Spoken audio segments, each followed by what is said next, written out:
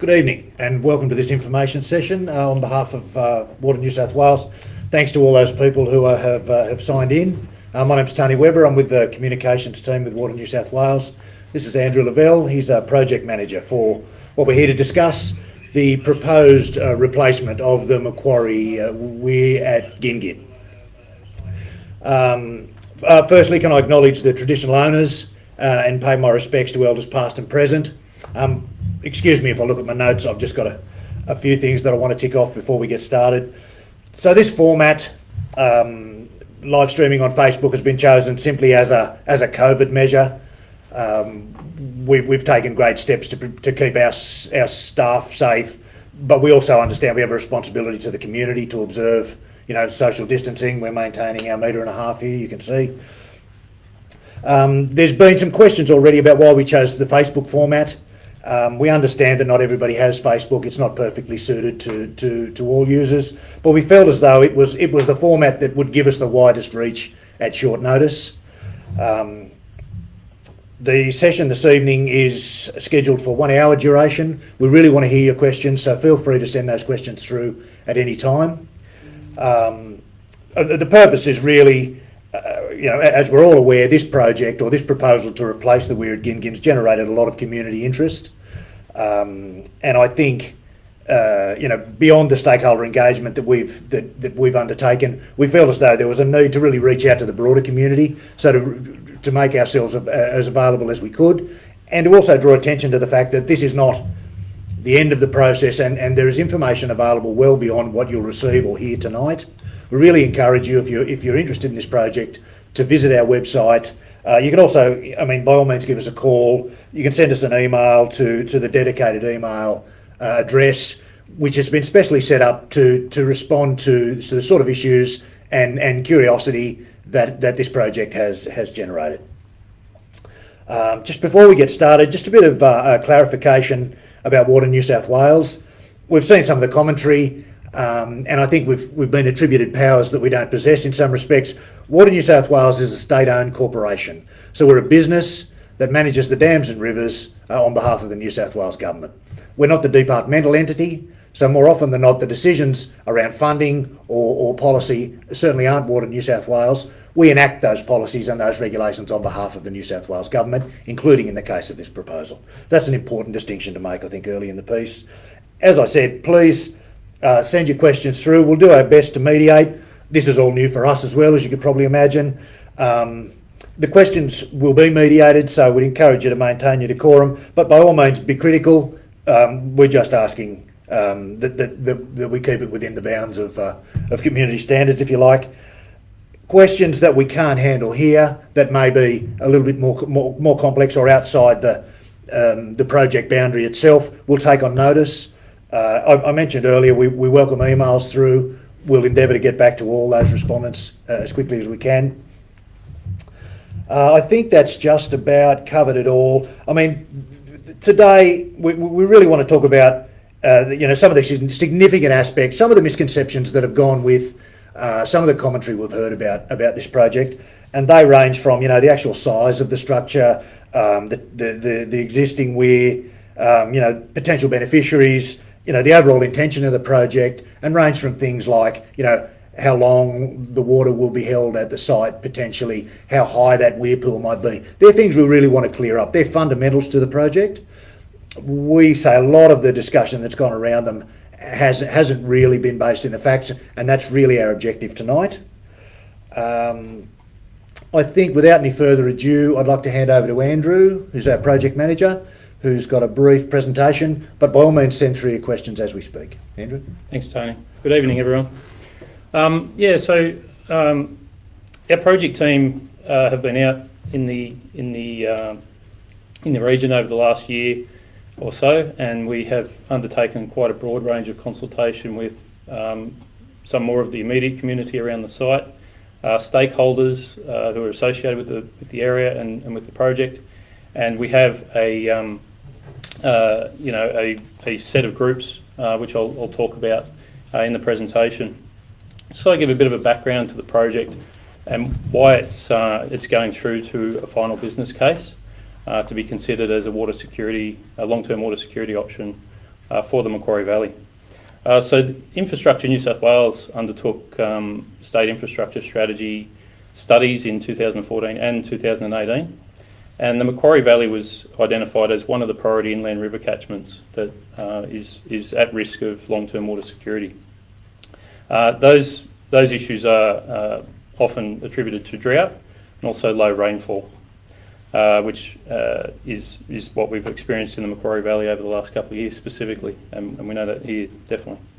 Water New South Wales also undertook a 20-year infrastructure strategy which finished in 2016, and this is one of the options that was strongly considered for the Macquarie as an infrastructure solution to achieve long-term water security for the Macquarie region. And Water New South Wales have been engaged on behalf of the New South Wales Government through the Department of Planning, Industry and Environment to prepare a final business case for this project. The project is state significant infrastructure as it's classified in the Infrastructure Environmental Planning Policy. And as part of that planning approval process, we have to undertake an environmental impact statement for the project.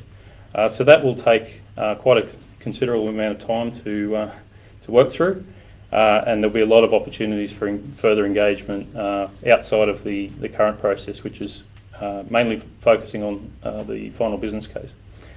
So that final business case will be continuing and to development in October.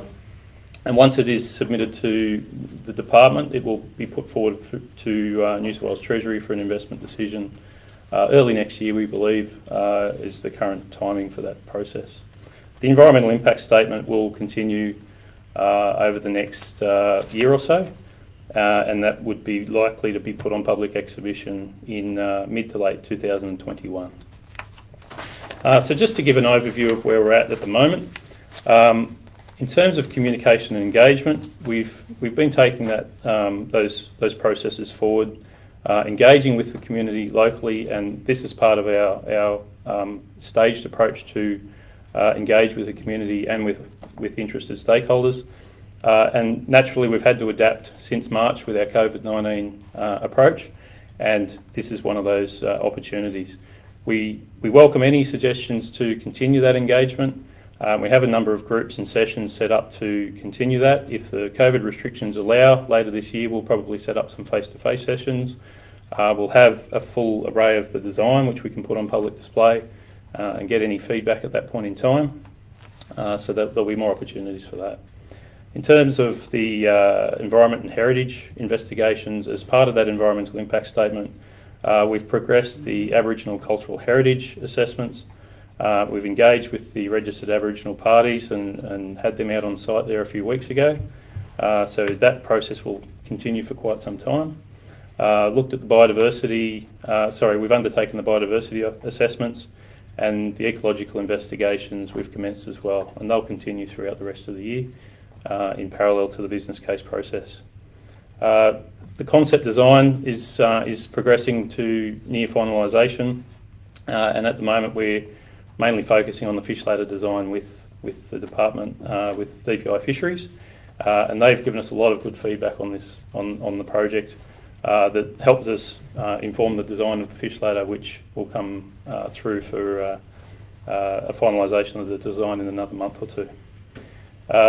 The Secretary's environmental assessment requirements as part of the statutory process for the environmental impact statement, we've received those now, and then we're planning for all the remaining studies to be undertaken. In terms of the business case, we're undertaking the cost-benefit analysis at the moment, and looking to submit that business case through in October. We have formed an operating requirements working group, and that what we call as the ORWG is a range of stakeholders and groups both at the state and federal level, and that ORWG is formed to look at the long-term operation of the infrastructure, and they'll be having a series of meetings to help us to inform the environmental impact statement, but also that we view that as a long-term group to work with with all stakeholders and work with Water New South Wales in developing the operating requirements initially, and also seeing through to the end to make sure those operating requirements are implemented. And we do see the benefits and the outcomes that we believe that this project can deliver for the Macquarie Valley.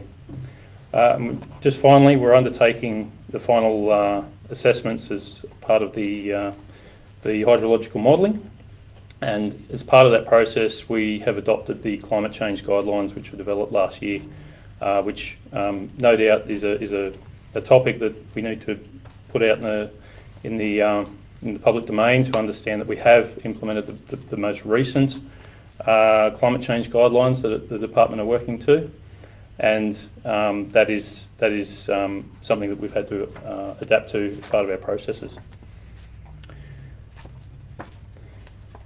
So at the moment we've developed the design. We're finalising that detailed concept design, which has quite an extensive level of detail to it. And right at the moment we're just finalising some rendered versions of that design, which aren't too dissimilar to what you currently see on the screen at the moment. But I thought I'd just outline how the new structure would work and how it sits within Water New South Wales and the department's plans in terms of operation. So for some of you who may have seen the animation as part of what we've released over the last couple of months, is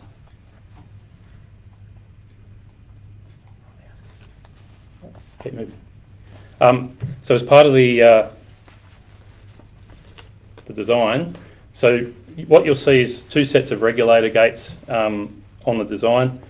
There's a set of large radial gates, and the focus of those gates is to pass through the tributary flows that we get through the Talbragar, the Bell and the Little River. And those flows usually come in downstream of Burrendong, and they can usually culminate with releases from Burrendong when that spillway is releasing water. And we do get quite large flows through the Macquarie system when those floods happen. They can happen from just rainfall events, and often rainfall events upstream of Burrendong as well, which we need to release. So those large gates will allow the structure to pass those flows through. And what we want to do is outline that the structure is appropriately designed to pass those floods. It needs to be quite high to put the piers up, put the deck up above the flood level, and those large gates provide for the flow dissipation of those flood events.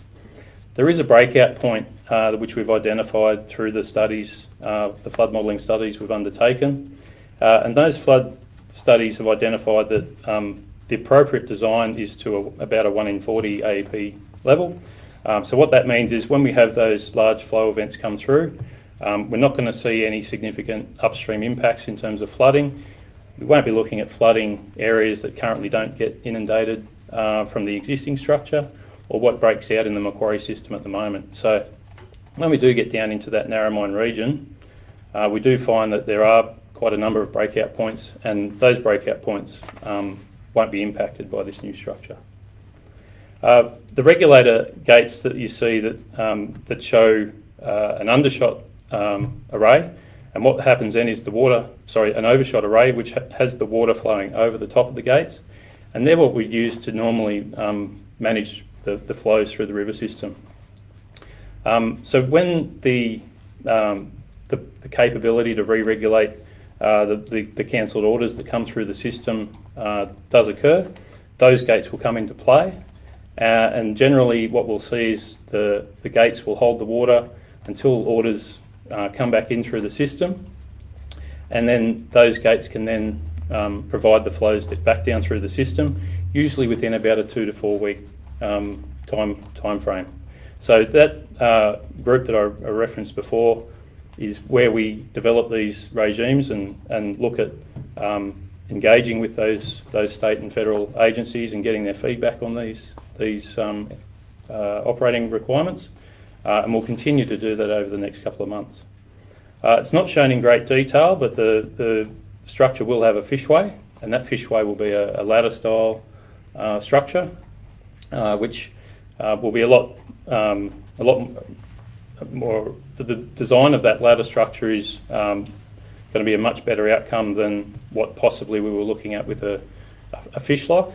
But I guess the general outcome here is that the fish ladder will provide upstream migration for those native species, and the gates are also designed to allow for fish to travel downstream. So the overshot gates are designed to have quite a soft release, so that those native fish species can travel upstream during migration periods, and also travel back downstream past the structure. So it provides that bidirectional capability for the fish to travel. Let's move on to the next slide. Thanks, Matt. So if you do have any more questions around the design, more than happy to answer those as we work through tonight. In terms of ongoing stakeholder engagement, I'll just sort of touch on the approach that Water New South Wales have taken. And this is to help inform a lot of the general public around the level of detail we are going to with ensuring that stakeholders and government agencies are engaged in this project, and they are giving us some really vital feedback. If we stretch right back to September last year, we had a lot of initial meetings with a broad range of stakeholder groups, fisheries in particular, where we've been given a lot of feedback on the design, how the structure would work, and the operating requirements working group is going to give us that capability to, if the project does go through to construction, that group will oversee the project in terms of how it would operate within the river system, and how we can obviously look to adapt the operating requirements of the structure for the long term. And that's obviously working within the existing policy and planning frameworks which are in place, the water sharing plans and the Murray-Darling Basin Plan. So that's a group that's really going to be pivotal in the long term for this project. So that's a bit of an overview of where we're at on the project. Happy to answer any questions that. Thanks, Andrew. So we've got quite a few questions coming through. Matt writes one, I think, which is really about the rainfall rejection. So one of the early issues is my eyesight. So there's a lesson learned. But I think the crux of that question is, can Water New South... So it's about the fact that one of the features of the structure will be its ability to capture irrigation orders that are cancelled as a result of rainfall while that order's in transit. So Matt's question is, can Water New South Wales please publicly post the current rain rejection policy for the public to read? Yeah, absolutely. So the current rainfall rejection policy, I believe, there's a protocol that's available on the Water New South Wales website. There's also an amendment to the Water Management Act and the Water Sharing Plan, where there is an existing rainfall rejection policy. There is an existing audit debit policy, but that audit debit policy specifically outlines the conditions around what events a debit would be made on a cancelled order. One of those conditions is not rainfall rejection, and currently what happens is, obviously we do have quite a variable rainfall events right across the countryside, and it is quite difficult for anyone to predict whether rain will or won't fall. We believe that there's plenty of opportunity to look at policy and planning matters as part of how we can look at utilising infrastructure, but also looking at policy and planning options which could support longer term water security. I guess one of the matters that should be considered here is any sort of policy and implementation will obviously drive a culture, and the culture may end up being in the negative that may not be currently what's achieved in the Macquarie. So we are working with the department. They have a regional water strategy which is looking to be released soon, and one of these matters is being discussed with the department around how these policy and planning matters could be potentially changed or adapted to the new infrastructure. Okay. Next question is, what is the height of the new dam wall being raised? Which I'm sure is a typo when we're talking about the weir. So the height of the new weir, to what height is the new weir being raised, or Yep. will it be, or its operating range, I guess, as Yep. well? So the design is the full height of the structure will be 13 metres, and that's from the bottom of the riverbed to the top of the piers, and there'll be a bridge deck across the top of the structure. As I outlined in the presentation, we do have quite high flow events that come through the Macquarie system. The size of the structure isn't necessarily reflective of the volume of water that it may be used to manage. So when we have those large flow events, if we say have 30,000 megalitres a day coming down through the Macquarie system, we've got to have a suitably sized piece of infrastructure solution that can pass those flows through.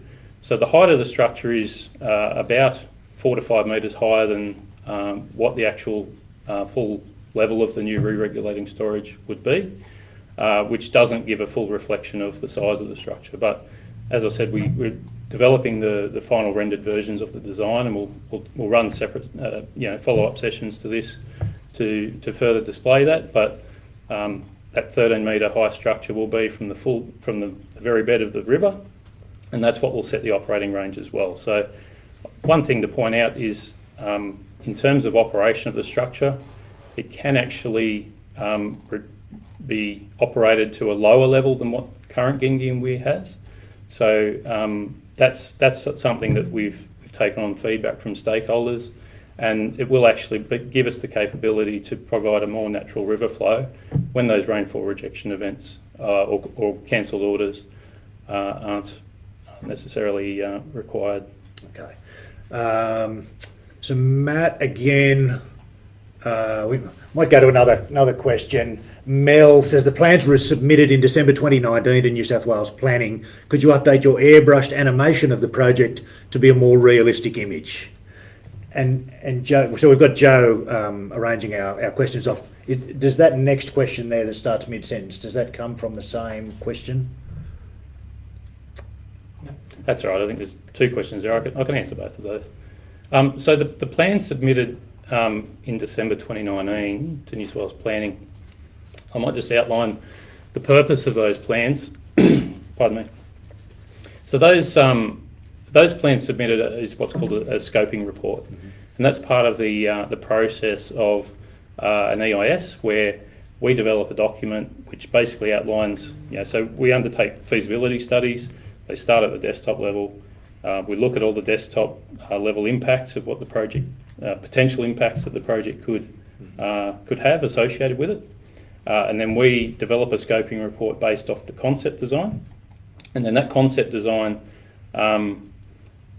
is what's informing what those impacts would be. We submit that plan in December, as Mel's pointed out, we submitted that in December 2019. And then we've overstated what those impacts would be to trigger the requirements that get sent back through the Secretary's environmental assessment requirements. And that's part of a natural EIS process.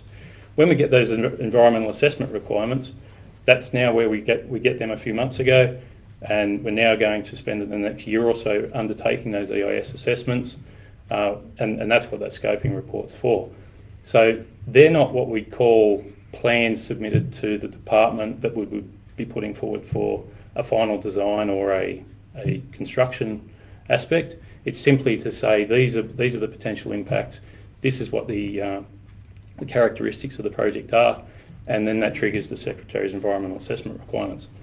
Part of the EIS will be to actually get the detailed concept design and associate that with what the assessments have uncovered. There'll be a lot of desktop studies, there'll be a lot of field work. That'll be all wrapped up into an EIS, and then, as I indicated, if the project does go to an investment decision and the government does want to proceed with the project, that environmental impact assessment will be finalised, will be put out for public display, and the full plans that we will be looking to take forward with the project will be put on public display. So just going to the second part there, yeah. When we talk about construction starting before the EIS is completed, that's not correct. No. This project is not part of any fast tracking, or it's not part of the the water supply critical needs bill that was passed last year. The environmental impact statement will follow a fairly standard process, and that'll need to be both signed off at both state and federal level. So once the EIS goes through that public exhibition process, that'll then get put through to the department, DPIE planning at the state level, but also the federal department, because it is it's been referred under the EPBC Act, and it has been determined as a controlled action under that Act. Therefore, it'll need sign-off from both state and federal levels. But the environmental impact is really to identify a lot of the things that are being spoken about as far as having an environmental impact. Yep. We then put that on public display with what we suggest might be the mitigations for those impacts. Mm-hmm. We invite public comment, so the public can provide submissions into that process. And then our suggested mitigations, or what we say that will minimise those environmental impacts, need to be approved by the state and federal government. That's correct. Yeah, and there's a fairly rigorous process that there'll be a lot of consultation, and I guess the key here is that when the design does get finalised and all the assessments get taken, that'll all get wrapped up, and the public will be provided every opportunity to consult on that. Hopefully, without COVID, we can do that in person with people, but we'll see what's around the corner. Excellent. So the next question from Joshua: how is the installation of fishways going on the existing weirs around the place? That's a pretty good question. It's not necessarily directly associated with this project, but Water New South Wales and the department are so when I say the department, DPI Fisheries, it's in its strategic level at the moment, but there's a strategic fishway implementation program that is being worked on by Water New South Wales and the department. It includes pretty much every potential fishway design. So there's a lot of desktop level engineering work going into the studies, and the DPI Fisheries have got a lot of the expert knowledge around that, working with our engineering teams to look at what options are available to implement that statewide. There's quite a considerable number of structures that they're looking to construct over the next 5 years or so. I probably can't let too much out of that project because I don't represent it, but I do know it's going ahead, and that's probably where the long-term views around the question where what's happening with fishways around the place. There is a statewide strategy being developed and looking to implement it soon. And that was revisited based on the fact that the complexity of these fishway proposals and the cost associated with them was increasing, and at the same time it was being borne by a small group or smaller group of users potentially. Yeah. Was one of the complexities. Yeah, look, the challenges around fishways is you've got one chance to build them and make sure that they are fit for purpose and they're meeting the outcome that they want. So I know fishways has been a big topic over the last decade or so. I personally know that there is an existing design for Gin Weir as it presently is to build a fishway on it. It would be quite an expensive option to do because of the age of the structure, as with some of the other structures in the Macquarie, and then a lot of structures statewide. The existing program was probably, I guess there were some technical challenges with it as well. Were those solutions providing the right outcomes for fish migration? And I think the jury was out on that, and that's where the program will look to implement that. Excellent. Jason, when Burrendong was initially built, its yield per annum was to be 490,000 kilolitres per year. The prescribed irrigation leases are around 790 per year. Does this initiative save water to a more sustainable level as initially designed for the Macquarie? Not sure where we're going there. Yeah. Well, I think I can generally understand where the question is. In terms of yield for Burrendong, it doesn't really have any association with this project, but I guess to answer the question, this project will look to save more water in the longer term for the Macquarie system. How it will do that would be that it'll give us the capability, when those orders do get cancelled, it'll give us the capability within the existing framework, such as the SDL, the Sustainable Diversion Limits, under the Murray-Darling Basin Plan, and within the existing water sharing plans. Environmental water would still be available as it is today, and generally it'll provide a benefit in the longer term. So if you take the average benefit that is provided by the project, that'll provide a volume of water in Burrendong which will be made available for both general security and held environmental water. So it'll be a more sustainable option in the long term. Great. And that's where the project is really targeted at addressing the issues. Yeah. Okay, moving through, getting quite a few questions in now. Wayne says, can you give a guarantee? This is a really important issue associated with this project. Can you give a guarantee those tributary flows will be released to downstream communities and farmers? Yeah, well, will they be passed? I guess that's the question. Or held. The question, yeah, in terms of the guarantee, this project has no objective to capture tributary flows.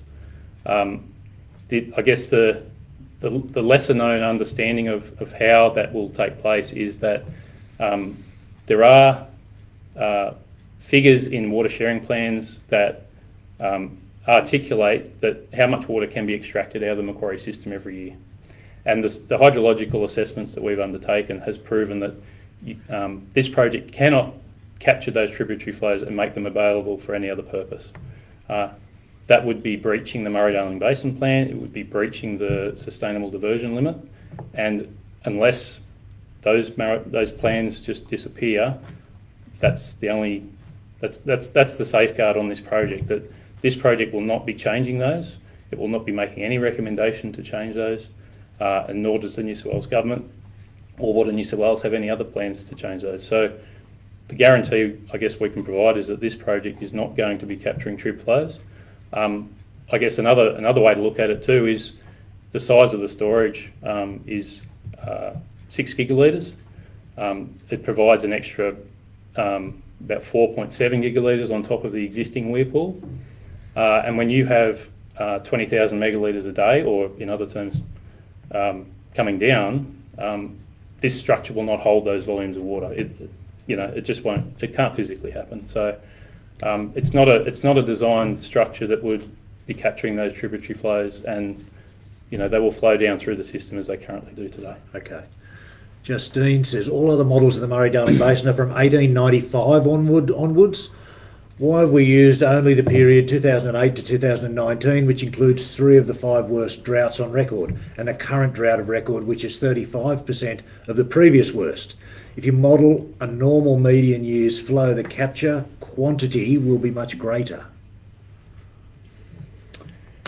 That's a very good question from Justine. I'm not a modeller, but I understand the general basis of the question. I guess the only way I can really respond to that is by outlining where we're at with the modelling of the project, and that is that we've used a range of models to inform our project. They've used a source model, and they've also used actual data. And pardon me. What we've also done is last year, as I outlined, is the department, the chief engineer in Water New South Wales, or chief scientist, I should say, not Water New South Wales, in the department, developed climate change guidelines, which look at all the stochastic modelling, stretching back over, probably more the durations that Justine's outlining there. And we are modelling this project with those guidelines. So we're not just looking at, 10 years studies or 2008 to 2019. It's looking at a much more variable range of models of modelling data that we'll get a report back from the department and say, whether our modelling correlates with theirs. But I guess that's the only response I can provide, is that that modelling does take a fairly large range of years into account. Next question: once the weir is built, can the regulation/policy be changed? Well, I guess giving a very straight response, any regulation or policy can be changed. I guess I can liken it to, speeding on highways could be increased or decreased. Whether that's a good outcome or not, I would say no. Naturally, we want to see this project provide a sustainable outcome. We want it to look at the long-term water security for the valley. But we won't be making any recommendations for policy or plans to be changed, and I think it would be fairly, it would probably be being not quite in line with what the Macquarie Valley needs if anybody made any movements to change policy or plans. So I think what's existing, should constantly be looked at, but I wouldn't be considering making plans or changes to plans to suit outcomes like that. Right. What volumes of tributary inflows below Burrendong have been classified as Burrendong Dam releases for the purposes of meeting customer orders over the past 20 years or so? That's from Mel again. What volumes? Do we know that figure? We take that? So that information I don't have on hand as a general response to the question, but it's something we could probably take on notice and maybe provide an update on separately. Okay, Joshua, when will you be physically pegging out the height of the weir pool? Will the new maximum river height also be on a Google Earth overlay for everyone to have a look at? Okay, so physically pegging out, I can only assume that means we're going to go and survey and put pegs out on the river. That would not happen until, close to construction, which we're a long way off. As I outlined, there still has to be an investment decision, and there still has to be an EIS process. So funding allocated and confirmed. That's right. So the commitment at the moment is only to do the business case and nothing past there. And the business case objective is this worth investing? Or it's a cost, what they used to call a cost benefit analysis. Yeah, so it's a INSW level gateway business case, so it's very rigorous. And there's a lot of work to be done on the business case, there's a lot of work to be done on the EIS. So by the time we get to that stage, that's a fair way down the track. I guess to probably look at the second question is, can if I'm reading into it, maybe a virtual overlay for everyone to look at. We are looking at doing that once we have the final design and survey work completed. We are looking at solutions, virtual engagement solutions, which our community and stakeholder leads have identified some solutions to go with. And if the project does proceed, that will be made available for availability. That will be made available for the general public to look at. We have consulted with a range of stakeholder groups on the weir pool in the riverbanks and those heights, and we have had some feedback on it. It's not something we make publicly available at this point in time, but it's something that maybe we'll also look at in terms of next round of level of engagement once we have that information on hand. Thank you. I understand we've had some newcomers join the group, so welcome along. This is a Water New South Wales information session on our proposed project to replace the existing weir at Gingin on the Macquarie River. My name's Tony, I'm from the comms team. Sandra Lavelle is our project manager for this undertaking. We're just taking questions given the communities along the river system who actually benefit, given all the communities along the river system who actually benefit from this project. I think we've cut that question in half. That doesn't make a lot of sense. I think I'd probably assume the nature of the question. So who does benefit from the project? Well, the whole Macquarie Valley benefits from the project. The objective of the project is to look at achieving long-term water security for the valley, and that'll make more water available for the users in the system, including general security users and the held environmental water as well. Which is the overarching objective. Mel, can we see the existing plans to build a fishway at Gingin Weir and rebuild the current weir? Or the existing weir at Gingin? So the existing plans to build a fishway at Gingin Weir, I'm not at lib to say whether we can release those details. And rebuild the current weir. Well, I guess one way to look at it is the cost. So the cost to rebuild the existing weir is about the same ballpark as building a new structure. So that existing weir is, we know it's 120 years old. It's 130 metres wide. The cost to replace it in today's money is equivalent to basically a whole new structure. We believe that the investment decision is more appropriate for a new structure, which does provide a benefit. Look, I guess if the project doesn't go ahead, then a decision will have to be made on the existing Gin Weir, and a decision will have to be made on where to build the fishway on it. So the same cost may be required to replace that structure. So the existing structure certainly doesn't meet contemporary environmental expectations. No, regulations. No. Well, it's probably well known by those joining us tonight that it has failed, and it failed a long time ago, and it's a fairly substantial investment to replace it. From Brett, with the raising of the weir level, what measures have been implemented to reduce damages during a major flood? Okay, so I can point directly towards the design. So the large gates that are in the design, which you can see in the animation, we're developing some rendered versions of the current design, which will show the full bridge deck on the top and the piers, and it'll be 13 metres high. It'll have the large gates shown, and those large gates are specifically designed to pass floods through and high flows which come in through the tributaries.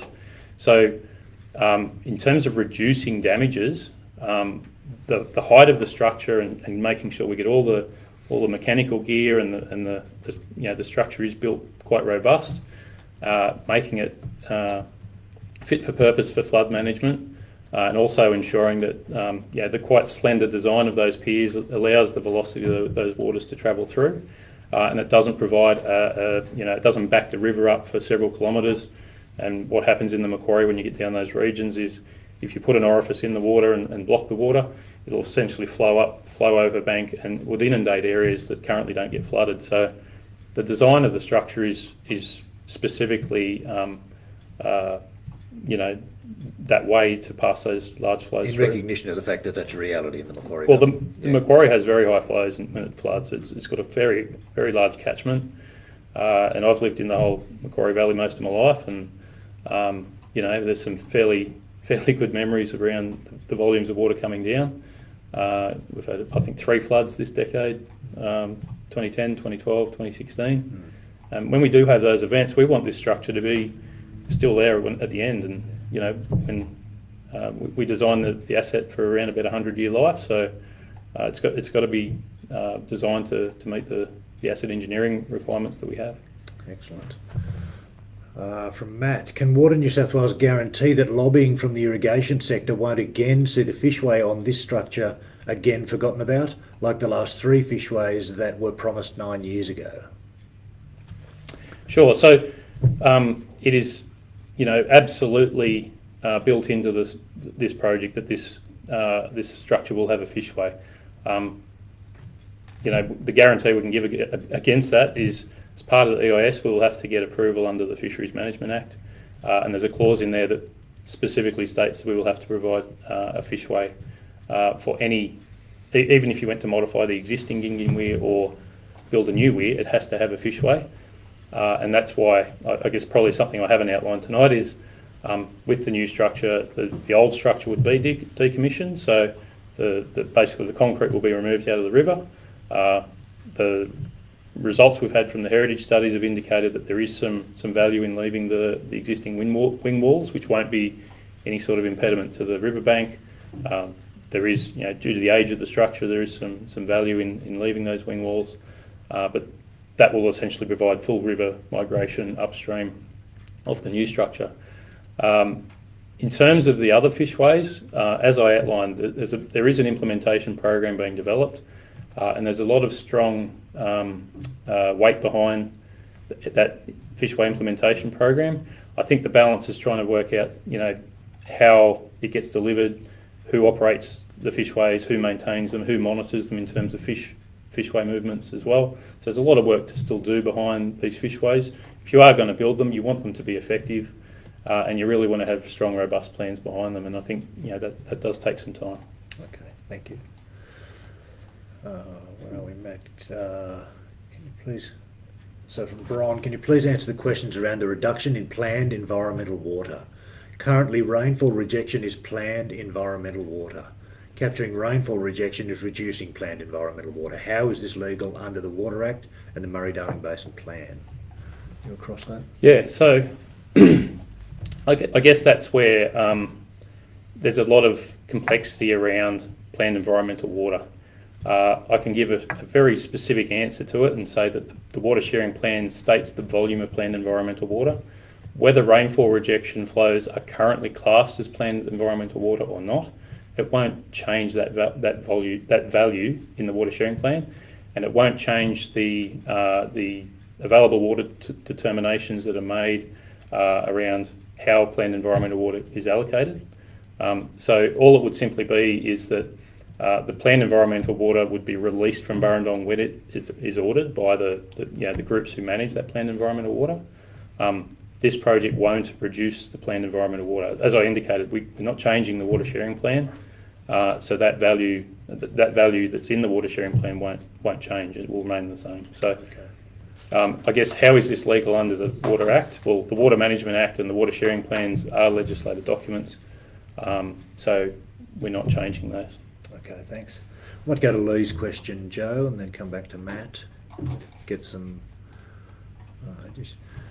Lee asks, is the business case completed or still flexible? There appears to be a fishway considered, but is there also scope for other measures that can help fish and other aspects of river health?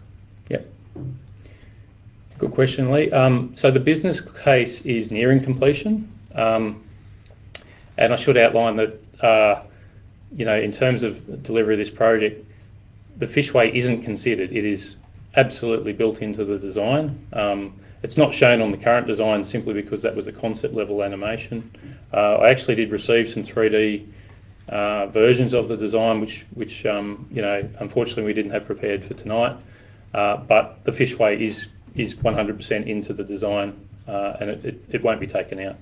I guess to look at the other measures that can help fish, well, as a part of delivering these types of infrastructure projects in today's age, we understand that there are impacts from the delivery of this infrastructure, and what we develop is things called biodiversity offsets. Now, biodiversity offsets can be a range of measures that can be implemented, and we've had some engagement with some experts around how we can look at those biodiversity offsets, how those biodiversity offsets can enhance the health of the Macquarie system, and they will be delivered as part of this project. So they've been fully scoped, they are fully included in the business case, costed into every aspect of it, and that's what we're committing to.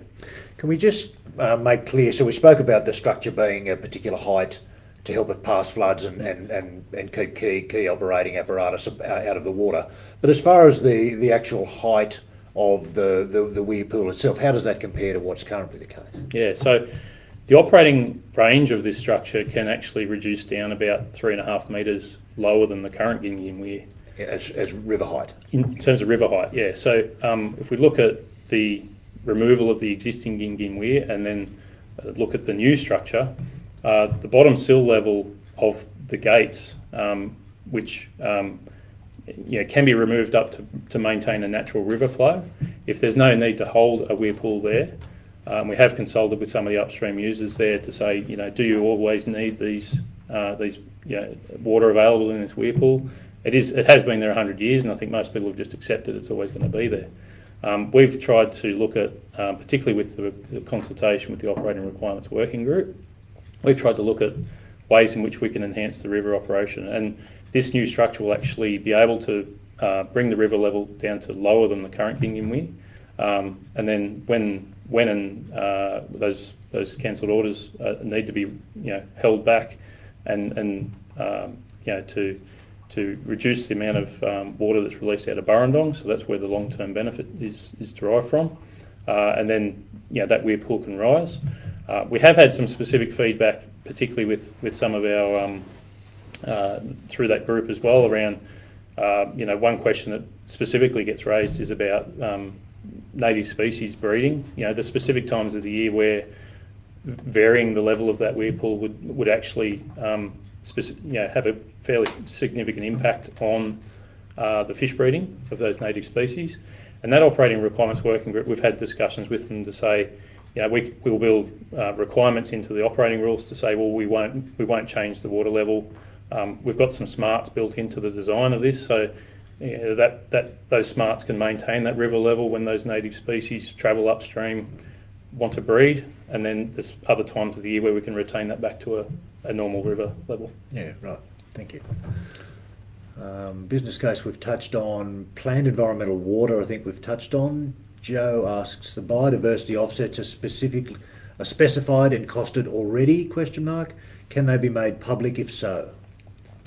So the biodiversity offsets have been, they haven't been specified as such. There's basically like a group of options that we can look at in terms of biodiversity offsets. It's not something that we necessarily need to specify at this point in time. What we want to do is you do a calculation of how much biodiversity offsets value you need to provide based on the impacts, and then you work with stakeholder groups in identifying what the best measures are to deliver those offsets. Part of the EIS will flesh that out as well. So a lot of the consultation we undertake on the EIS will look at what those offsets are. We have had some expert feedback about providing habitats downstream and upstream, and we believe that that's given us some good indication that there's plenty of opportunity here. Really, I guess we'll look at a lot of options through the Macquarie system, and then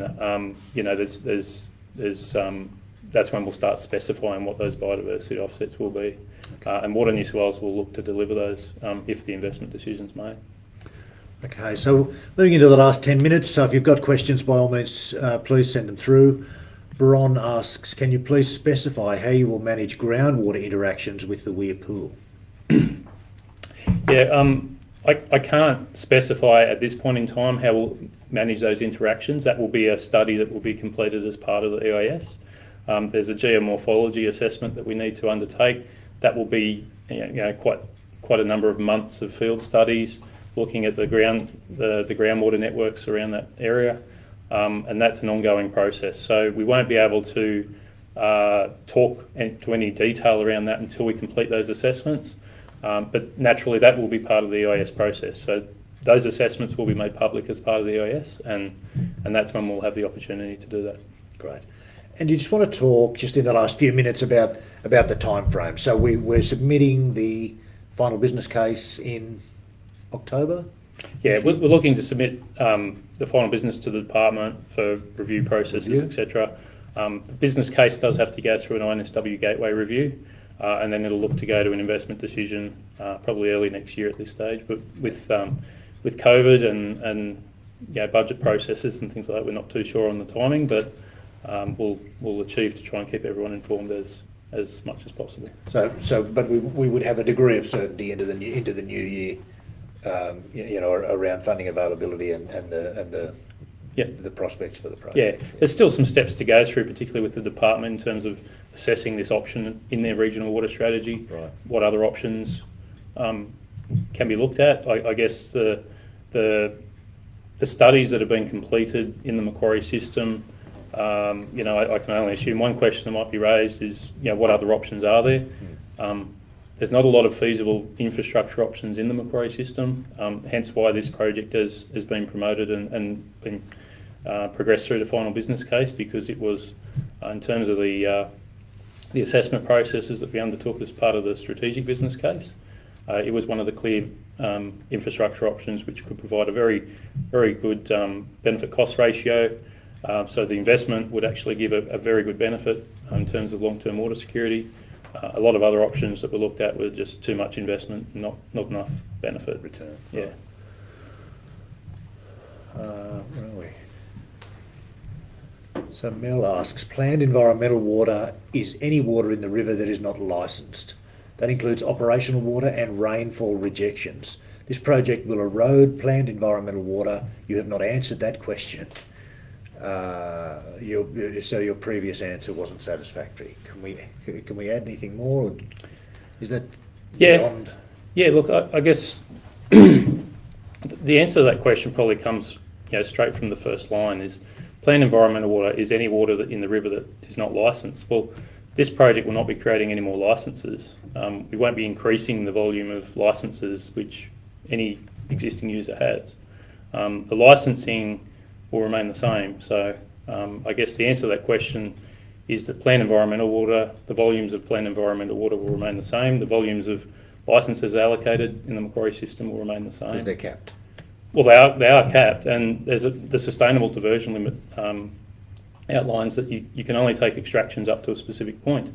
We're not creating any more anything that's not in the existing water sharing plan, and we're not changing those plans. So I can only give that answer around. I'm not an expert in terms of the legislation either, so I guess that's the straight answer I could probably provide. And if there's any follow-up to that, then happy to have a further discussion about it. And happy to receive questions, and we can obviously, we're limited in the detail we can provide here in a finite amount of time. Send through emails. There's a dedicated email site for us, so it's MRRS, Macquarie Regional Re-Reg Structure, MRRS at waternewsouthwales.com.au. Call the 1300 number by all means. This isn't an end to the consultation process. We want to make this information available. We encourage you to visit the site, but for specific questions and that might require input from some of our river operators or some of the other experts associated with the project, by all means, more than happy to provide that information and make it available. So I think if we don't have any more questions, Yeah, one more there. One more. Justine, Bell's Bridge, before development and in the 2004 water sharing plan, had flow greater than 90% of the time. This project will decrease the presence of flow to below 24% of the time. How can nil flow at the bottom of the marshes be an SDL, so a sustainable diversion limit? How can fish swim over a dry riverbed from the Barwon? Look, I guess that's a fairly in-depth question around the hydrological modelling, and it does, I guess, call into a lot of the nether reaches of the water sharing plans. So I guess try and break the question down. Before development, water sharing plan had flow greater than 90%.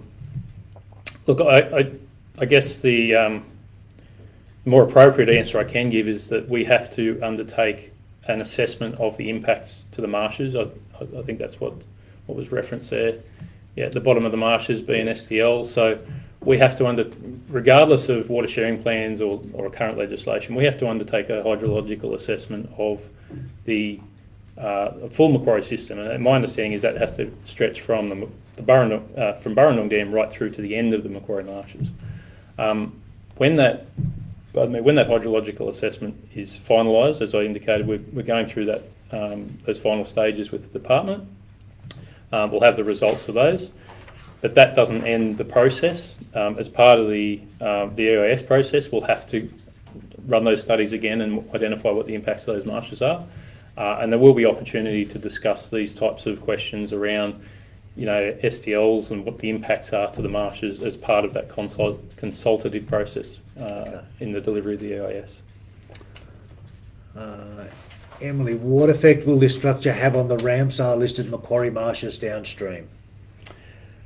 Yeah, so I guess just to that that question, that's what the EIS will identify. So that EIS process will still run for the next 12 months at least.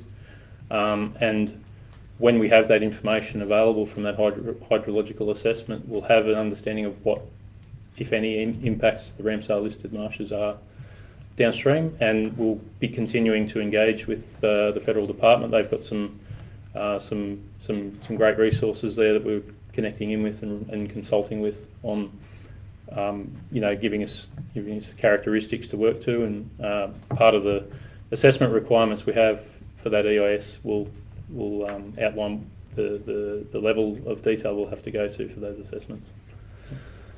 That looks to be the last of our questions. That's probably the end of the session. Look, on behalf of Water New South Wales, I'd like to thank everybody who dialed in and took the time to engage and sent through those critical questions. The next session we're holding is from 12 till 1 tomorrow. So we encourage people to dial in again. We'll have Andrew available to provide what answers we can on the broader picture, but certainly on the project itself. And I guess on that note, thanks everyone for your time. Thank you, everyone.